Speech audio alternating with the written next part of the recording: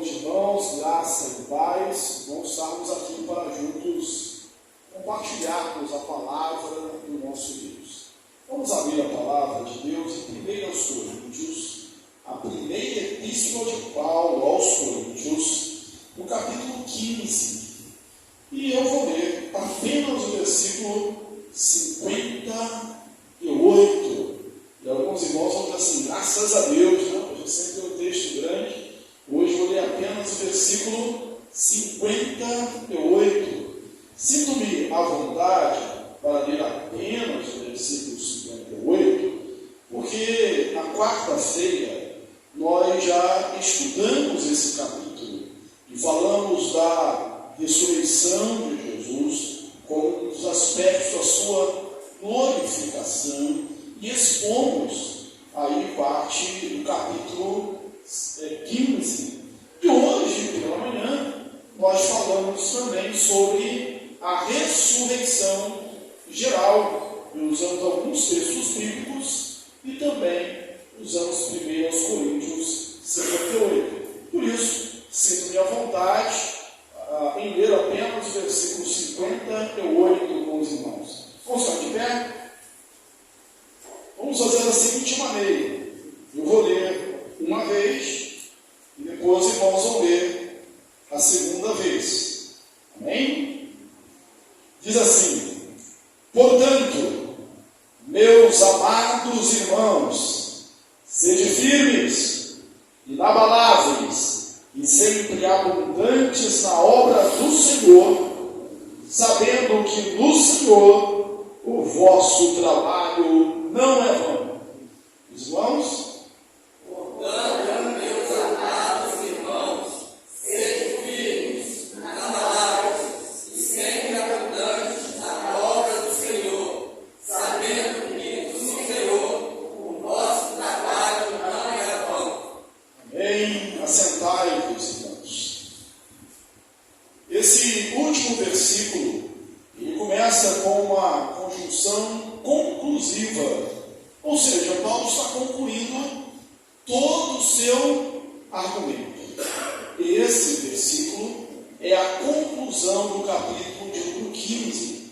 Você pode até ter estranhado, nós estamos num culto de celebração da Páscoa, de ressurreição, e no primeiro momento, esse texto parece que não fala de ressurreição, por quê? Portanto, meus amados irmãos, sejam firmes, inabaláveis e sempre abundantes na obra do Senhor, porque no Senhor o vosso trabalho não é vão.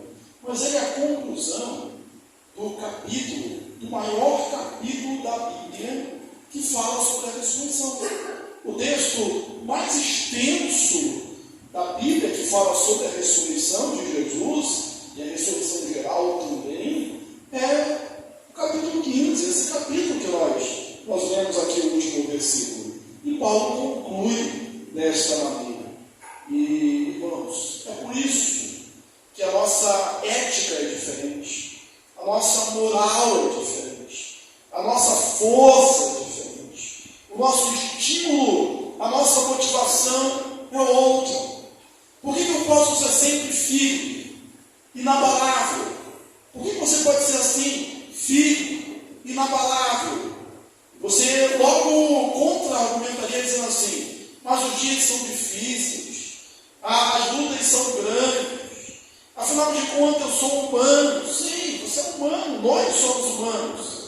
Mas por que eu posso permanecer, você pode permanecer, nós podemos permanecer inabaláveis, firmes, mantendo a posição? Porque Jesus Cristo ressuscitou. Porque Jesus Cristo venceu a morte. Porque a morte não pode conter o autor da vida. Então, diante das minhas lutas, diante das minhas angústias, diante das minhas aflições, e com certeza elas não foram maiores do que as aflições de Jesus no Calvário, porque ele estava ali sofrendo não apenas aquele aspecto físico da crucificação, ele sofria mais que os ladrões, eles estavam ao seu lado, ele sofria mais porque ele estava levando o pecado de todos nós. Pecado de todo mundo. O poeta já cantava, dizia, no cântico antigo, por fora só via madeira, mas por dentro estavam os meus pecados. Por isso aquela cruz era mais pesada, pelo teor espiritual que havia ali. Então, quando eu passo pelas minhas lutas, e elas são grandes, as suas lutas são grandes, nós não discutimos isso, não duvidamos disso. Nós podemos dizer, meu irmão, fica firme. Mas não fica firme porque há uma promessa ilusória de melhora. Não, não é por isso. Fica firme. Não é fica firme porque você é forte. Fica firme. Não é fica firme porque você tem saúde. Não é fica firme porque você é saudável, porque você é inteligente. Não é fica inabalável porque você já construiu muita coisa na sua vida e tem muito a perder. Não. É fica firme porque o seu Senhor venceu a morte. Ele não se negou a sorver o cálice da ira de Deus até o fim. Ele não desceu da cruz, como propuseram os seus algozes, dizendo, se és o Cristo, desce da cruz, e nós cremos nele. Se Jesus tivesse descido daquela cruz, nós também desceríamos, só que desceríamos ao inferno, porque ele permaneceu ali, ele nos deu a salvação. Portanto, meus irmãos, sejam sempre firmes, inabaláveis e sempre abundantes na obra do Senhor, porque do Senhor o vosso trabalho não é vão.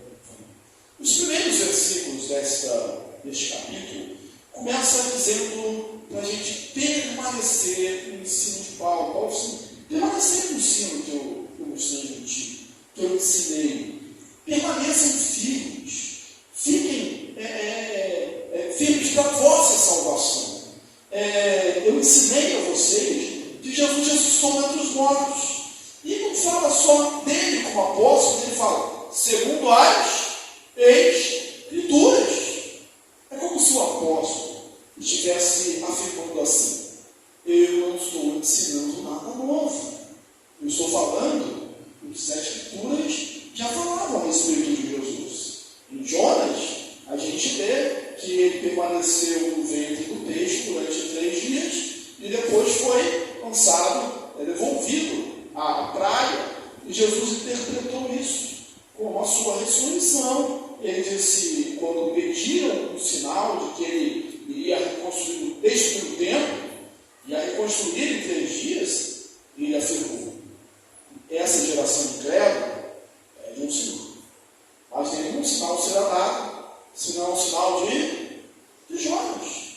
E Jesus estava dizendo isso. Oséias, o texto de Oséias, no capítulo 6, versículo 2, vai dizer isso também. Ao terceiro dia a luz levantará. Então fez. Paulo ensinou o que as Escrituras já ensinaram. Se você pular os primeiros versículos para o versículo 34, ele chama o povo a voltar à sensatez, à sobriedade. Ele diz assim, tornai-vos à sobriedade, como é justo, e não perqueis, porque alguns ainda não têm conhecimento de Deus. Digo isso para a vergonha vossa. Eu estou dizendo que vocês têm que tornar a sobriedade, vocês têm que cair em si, talvez como o filho pródigo no meio do chiqueiro, comendo as alfarrobas dos porcos ou desejando-as. Vocês têm que cair em si, vocês têm que voltar à sobriedade. Vocês têm que conhecer Deus. E eu digo isso para a vergonha de vocês, porque alguns de vocês não conhecem Deus. Irmãos, não crer na ressurreição, não acreditar que Jesus ressuscitou, não acreditar que nós ressuscitaremos, a verdade é não acreditar no poder de Deus. Porque se eu realmente não acreditar, se alguém não acreditar em Deus,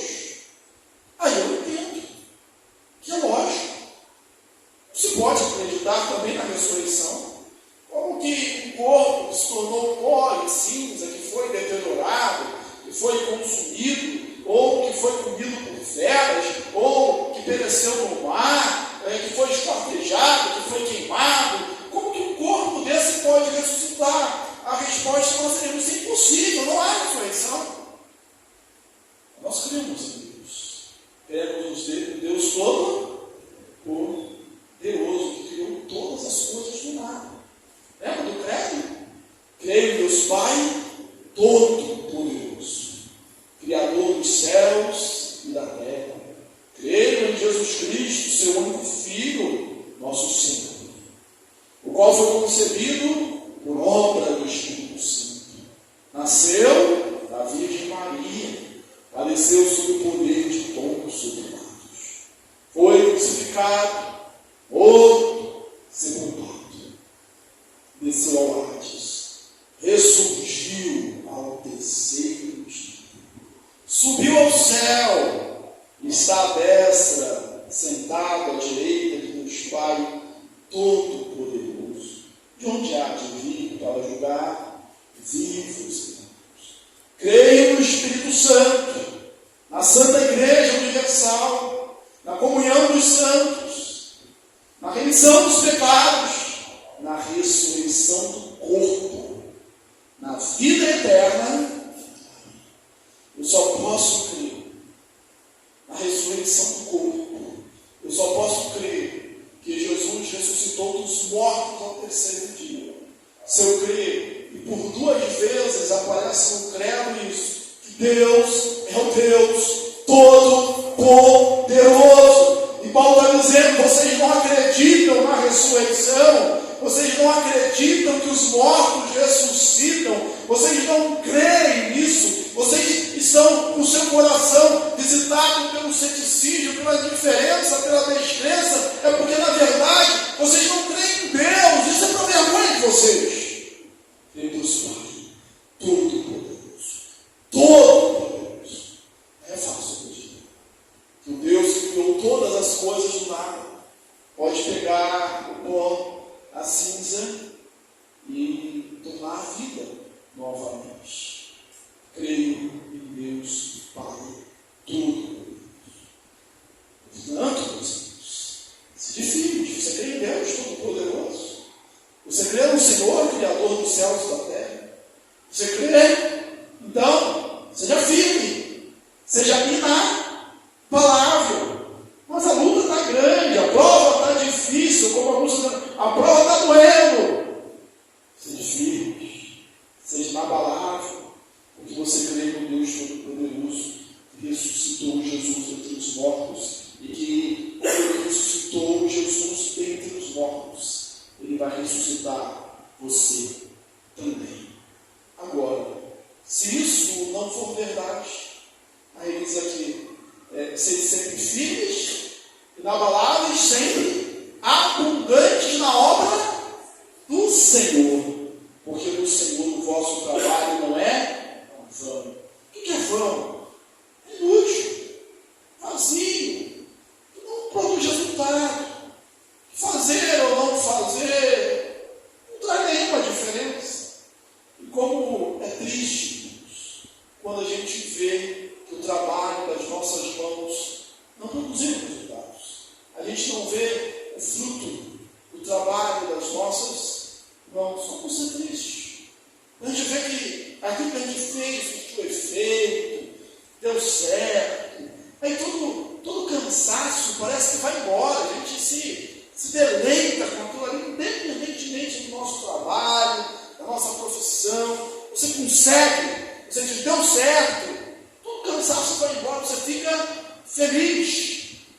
E aí Paulo está dizendo: porque Jesus ressuscitou, porque a morte foi vencida, porque nós vamos ressuscitar, e a nossa vida não se limita, como diz o salmista, a 70, a 80 anos, e o demais é cansaço, é enfado, tudo passa rapidamente, nós voamos, nós somos como a erva que nasce, cresce, seja, depois seca e morre. Os nossos dias são como um abrir e fechar de olhos, como a vigília da noite. Se for só isso, se for nascer, crescer, reproduzir,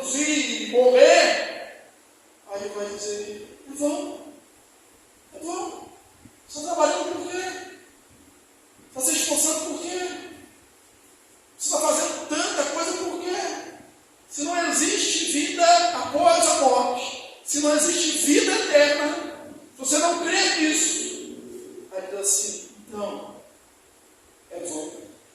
Ele repete várias vezes no texto, é vã a nossa fé, é vã a nossa pregação. Ele vai mais além. E nós somos os mais miseráveis de Jesus. Porque falamos que Jesus ressuscitou, pregamos que Jesus ressuscitou, e ele não ressuscitou. Então tudo é vão, tudo inútil. Ele lembra da filosofia dos epicureus, que diziam que o corpo é mau, a matéria, o espírito é bom, então você pode fazer o que você quiser com o corpo. Ele está dizendo assim, então, comamos e bebamos, que amanhã morreremos. Se nada disso é verdade, então só nos resta nos divertir. Só nos resta aproveitar a vida adoidado, como diz o pessoal por aí. Ou como a gente vê, você deve ter visto alguns filmes assim, da pessoa que recebe essa notícia, um diagnóstico, você vai morrer em 15 dias.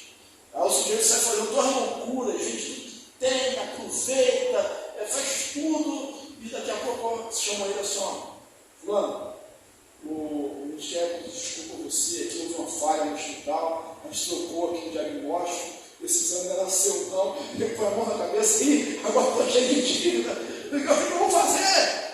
Por que ele fez isso? Porque vai acabar, acabou, não tem mais esperança. Mas Cristo em nós é a esperança de glória. Morremos aqui no sepulcro vazio. A palavra de Jesus às mulheres, do anjo, perdão, às mulheres dizendo, o que você está procurando? Ele não está aqui. Ele não está aqui. Ele não está no túmulo. É a esperança que nós temos. É a nossa vitória. É a nossa consolação. É o nosso conforto.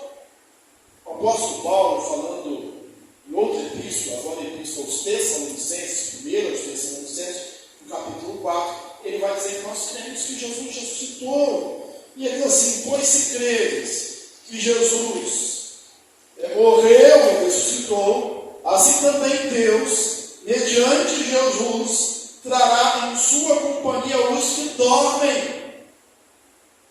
E no versículo 18 ele diz, consolai-vos, pois, uns aos outros com essas palavras. E é assim que nós consolamos. Não é por isso que nós dizemos, sede firmes, seja inabalável. Quantas vezes, quantos hinos, quantos cânticos nós cantamos nos velórios, nos sepultamentos. Quantas vezes você abraçou uma pessoa que estava chorando e disse para ela, olha, creia em Deus, não é um adeus, é um até logo, nós estaremos juntos na glória, a pessoa vai ressuscitar. Agora, se tudo isso não for verdade, que Paulo diz, é vão, é vão, é vão, é inútil, é inútil. Mas a conclusão que ele chega, graças a Deus Cristo ressuscitou. Graças a Deus Cristo. Ele é a primícia dos que dormem. Ele é a garantia. Ele não foi o primeiro. Outros ressuscitaram, nós falamos isso aqui nos nossos estudos, o ministério do profeta Eliseu, Elias, Eliseu, no próprio Novo Testamento, nós temos Jesus ressuscitando a filha do oficial do rei, o filho da viúva da cidade de Naim, ressuscitando o próprio Lázaro veio para fora, se creres, que crê ainda que seja morto, viverá.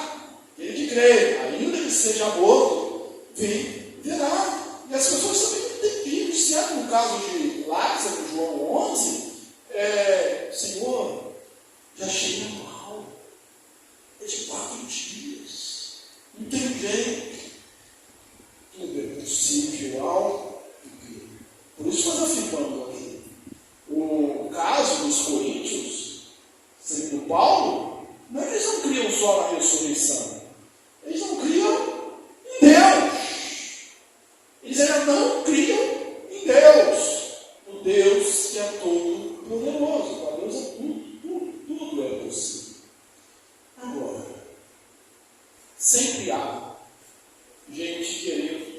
pregar com a fé. Alexandre, eu, os outros, segundo o texto aqui, fazem parte disso. O texto vai dizer que as palavras deles, esses que não criam que Jesus ressuscitou, que não há ressurreição dos mortos, corroía como câncer. Esfriava, destruía, acabava com a fé. E aí, nesse capítulo 15, versículo 33, que eu gosto muito, diz assim: meus irmãos, não vos enganeis, as más conversações corrompem os bons costumes. E se a gente lê esse versículo isolado, a gente vai pensar assim: olha, acho que Paulo, ele copiou e colou aqui no lugar errado, né? Ele tem um computador lá, ele copiou e colou, assim, não é errado. Então ele saiu para tomar um café, né, perdeu a linha de raciocínio e escreveu aqui que está falando de ressurreição. Daqui a pouco ele vem com palavras, com relacionamento, com conversas. Os irmãos, não vos enganeis, as más conversações corrompem os bons costumes. Mas é a mesma palavra que vai ser de corrói como câncer. Qual palavra, qual conversação que corrompe os maus costumes, que destrói aqui? São esses que pregam que não há ressurreição. E aí ele toca mais na ferida. Paulo vai até as últimas consequências do seu argumento. Parece que os coríntios aqui, gregos que eram, os gregos, eles acreditavam na imortalidade da alma, mas não acreditavam na ressurreição do corpo. Os gregos, um pensamento que ameaçou a igreja nascente do gnosticismo, dessa linha de pensamento, dizia o seguinte: a matéria é má, toda matéria é má, o corpo, o espírito é bom. E nessa linha de pensamento, os gregos diziam, chegavam a afirmar: o corpo é o túmulo da alma, o corpo é a prisão da alma, é a prisão do espírito. Então, quando há a morte, na verdade, há a libertação do espírito. E aí a ressurreição seria uma coisa ilógica, seria uma coisa não pensada, na verdade, uma coisa não desejada, uma coisa indesejável. Por quê? No pensamento deles, Corinto era uma cidade grega, no pensamento deles, a alma, o espírito, voltar para o corpo, na verdade é um retrocesso. Que espírito é querer isso? Se o corpo é mau, o corpo é a prisão da alma, porque o espírito é querer voltar para o corpo. Paulo, quando prega no Areópago e começa a convencer os atenienses, eles vão acompanhando muito bem o raciocínio de Paulo, até o momento que Paulo fala de ressurreição. Mas não acompanham mais, escarnecem, zombam, e alguns talvez mais cultos, mais educados, mais abertos, dizem assim: ó, a respeito desse assunto nós conferemos uma outra ocasião, deixa depois. Porque não era concebível, a igreja de Corinto, na verdade, eles talvez não desacreditassem a ressurreição de Deus, mas não acreditavam que os mortos iam ressuscitar. Aí Paulo fala: se é corrente dizer que os mortos não ressuscitam, então Jesus não ressuscitou. Vocês estão pregando que os mortos não ressuscitam? É isso?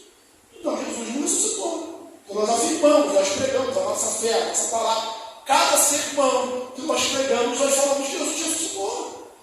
Pedro, quando prega em Atos 2, ele prega condenando o Sinédrio, dizendo que eles assassinaram Jesus, eles condenaram Jesus, inocente, que era Jesus. E ele diz: mas Deus ressuscitou dentre os mortos. O segundo sermão, após a cura do paralítico, a entrada do templo, a entrada formosa do templo, ele prega mais uma vez, onde sobra 5.000, e o sermão dele é: Jesus ressuscitou dentre os mortos. Em Atos 13, nós temos Paulo pregando, e a mensagem de Paulo é: Jesus ressuscitou dentre os mortos. Hoje, a igreja, nós pregamos, a nossa mensagem é essa: Jesus ressuscitou dentre os mortos. Toda vez que a gente celebra a ceia, a Santa Ceia, nós estamos dizendo que Jesus morreu e ele ressuscitou. essencial para a nossa fé. A gente não tira a fé cristã, ela não é um aglomerado de conceitos, simplesmente de uma maneira boa de viver. Temos bons conceitos? Temos, excelentes, melhores. A maneira de viver também, a ética também, a moral também, as boas obras também. Nós somos escolhidos, chamados, separados, segundo Paulo fala aos Efésios, para as boas obras, as quais Deus de antemão preparou para andássemos nela. Mas nada disso se sustenta se Jesus não ressuscitou. E aí Paulo, ele vai mais fundo no seu argumento, ele chega a citar uma seita, uma heresia, né? Se alguns interpretam erradamente, Paulo não está defendendo o batismo pelos mortos. Cada um é responsável pelo seu batismo, né? A boca que confessar essa vai ser salva, né? A alma que pecar essa vai morrer, né? Cada um é responsável por si. Então eles falam assim, mas se não há ressurreição entre os mortos, o que faz aqueles que se batizam pelos mortos? Havia uma seita, Paulo simplesmente não está validando esse ato. Ele está dizendo, existe entre nós, né? Uma seita, um grupo aí, que se batiza pelos mortos. Né? Por que eles fazem isso então? Se os mortos não ressuscitam, né? Que valor tem isso? Ele diz, olha, nada fica de pé a nossa fé, se Jesus não ressuscitou. Mas graças a Deus, Cristo ressuscitou.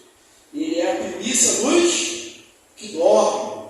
Ou seja, a primícia são as primeiras coisas. E era também assim uma prova. O agricultor, ele trazia uma prova da sua colheita. Hoje a gente pode chamar de amostragem. Ele trazia uma amostra, uma prova, para dizer assim para o comprador, olha só, minha colheita é essa aqui, essa é a qualidade do meu grão, essa é a qualidade do meu trigo, né, o meu fruto é esse aqui. Então, o comprador, ele comprava por aquilo que ele via, ele tinha uma amostra. E aí o apóstolo está dizendo, olha, está vendo que você ressuscitou? É assim que nós precisamos. Da mesma forma que a morte não deteu foi Jesus. Ela não vai nos deter, não pelo nosso poder, mas por causa do poder dele. Nós também ressuscitaremos ao soar da última trombeta. Diz Paulo aos Tessalonicenses, os mortos ressuscitarão no Cristo. Da mesma forma que os soldados, como a irmã contou aqui, apareceu as imagens, da mesma forma que os soldados, nós citamos isso no hino, né? Tomaram precaução contra o seu sepulcro, mas foi tudo em vão porque ele ressuscitou. Da mesma forma que a grande pedra no ponteiro de Jesus, da maneira que os soldados, os guardas não tiveram Jesus, nada poderá também nos deter. Quando tocar também, nós ressuscitaremos. Graças a Deus, Cristo ressuscitou. Tragada foi a morte pela vitória. E aí há um brado, só quem crê, irmãos, pode bradar assim diante da morte. Pode olhar para a morte com os olhos assim, onde está a morte, a tua vitória? Onde está a morte, o teu aguilhão? Onde está a morte, o teu veneno? Você não me causa mais temor, porque Cristo ressuscitou. Por causa disso, irmãos, portanto, diz Paulo, seja firme, seja inabalável, seja abundante no trabalho do Senhor, porque no Senhor o vosso trabalho não é vão. Você não trabalha aqui na igreja para agradar o pastor, para agradar o presbítero, para parecer bem da comunidade. Porque se você estiver fazendo isso, você pode chegar lá na frente e fazer como alguns, e chegar à seguinte conclusão, olha, mas ninguém valorizou o meu trabalho. Mas você estava fazendo para alguém? Eu pensei que você estava fazendo para Jesus. Estava fazendo para ele. Do Senhor, o vosso trabalho não é vão. Está criando filhos, e a ingratidão é realmente algo terrível, né, irmãos? Criando filhos, aí tem aqueles frustrados, dizem, mas não vale a pena, porque depois não liga para a gente. Ué, como você está fazendo? É para o Senhor, é porque você é um bom mordomo daquilo que Deus deu. Você é cuidador da sua família é uma bênção de Deus, você cuida da sua família para a glória de Deus. E no Senhor, o seu trabalho não é vão, não é para você receber recompensa aqui na terra. Em todas as áreas da nossa vida, nós trabalhamos, mesmo na área secular, no nosso trabalho, nossa vida diária, nós fazemos, e Paulo fala isso aos Efésios, fazei como para o Senhor. Por isso a gente faz bem feito. Eu estou fazendo para o Senhor, e no Senhor o nosso trabalho não é vão. Pode ser que quando eu olho para o meu contra-cheque desse negócio, não, está muito bom, mas passa a mão, né? Quando a gente olha assim para algumas ingratidões, parece que não está dando certo, não. Mas é muito seguro o Senhor, o vosso trabalho. E aí pergunta, porque eles questionam aqui, mas então tá, Paulo, como que eles ressuscitam então? Paulo usa algumas analogias. Ele diz assim, olha, é como a semente. Eu vou perder apenas a analogia da semente, que é a semente. Quando a gente semeia a semente, ela não é o que há de ser. Ela vai morrer, né? E vai nascer uma árvore, uma planta grande, uma vez uma árvore grande, que vai dar outros frutos. É diferente? É diferente. Mas a essência é a mesma. Vai nascer uma árvore da mesma espécie. É a mesma. Nós seremos diferentes. Nosso corpo será um corpo espiritual. Primeiro é natural, depois o espiritual. Mas seremos nós.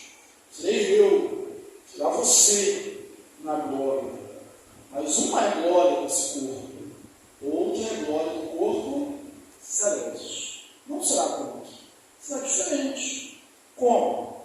Paulo diz: nem olhos viram, nem ouvidos ouviram, nem jamais penetrou no coração humano o que Deus tem preparado para os seus. A gente não vê, a gente não enxerga isso.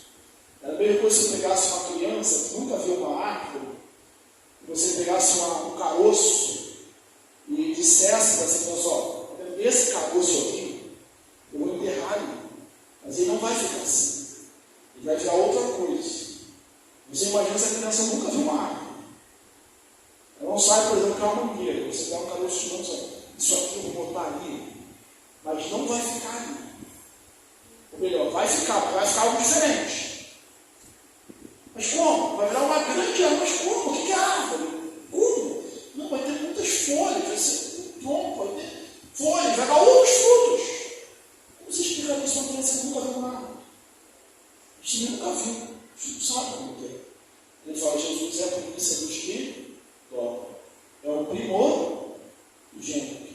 Agora, se você não crê, aqueles que dormiram em Cristo, na verdade, não dormiram eles porque eles pereceram.